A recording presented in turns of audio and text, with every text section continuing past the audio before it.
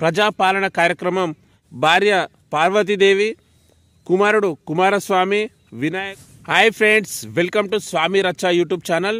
తెలంగాణలోని కాంగ్రెస్ ప్రభుత్వం చేపట్టిన ప్రజాపాలన కార్యక్రమం విజయవంతంగా కొనసాగింది. ఈ కార్యక్రమంలో 1,25,00,000 దరఖాస్తు ఫారంలు అందినట్టు సమాచారం అందింది. ఈ ప్రజాపాలనలో ఒక విచిత్రం చోటు చేసుకుంది.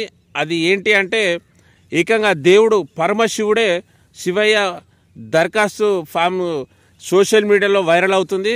అది ఎక్కడంటే హన్మకొండ జిల్లా భీమదేవరపల్లి మండలం ముత్తారం గ్రామంలో ఏకంగా శివయ్యనే ఈ ప్రజాపాలన కార్యక్రమం దరఖాస్తు ఫామ్ వైరల్ అవుతుంది.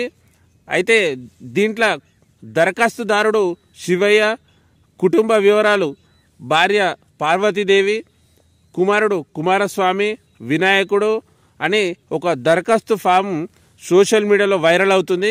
నేను సైడ్కు స్క్రీన్ షాట్ ఇస్తా చూడండి. అయితే ఈ ఫాము ఎవరైనా కావాలని ఫిల్ చేసిరా లేదా ఏకంగా పరమశివుడే వచ్చి ఆ ప్రజాపాలన కార్యక్రమం ఫామ్ ఫిల్ చేసిన అనేది ఈ సోషల్ మీడియాలో వైరల్ అవుతుంది. ఓకే ఫ్రెండ్స్, ఈ వీడియో మీకు నచ్చితే లైక్ చేసి షేర్ చేయండి. నా ఛానల్ను సబ్స్క్రైబ్ చేసి సపోర్ట్ చేయండి ఫ్రెండ్స్. నా ప్రతి ఒక్క వీడియోలు వ్యూస్ వస్తున్నాయి కానీ సబ్స్క్రైబ్ ఎవరు చేయట్లేదు. ప్లీజ్ సబ్స్క్రైబ్ చేసి సపోర్ట్ చేయండి.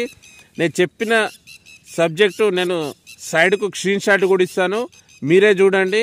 ఈ చాలామంది ఆశ్చర్యపోతారు ఈ ఫామ్ను చూసి మాత్రం. Okay friends, bye.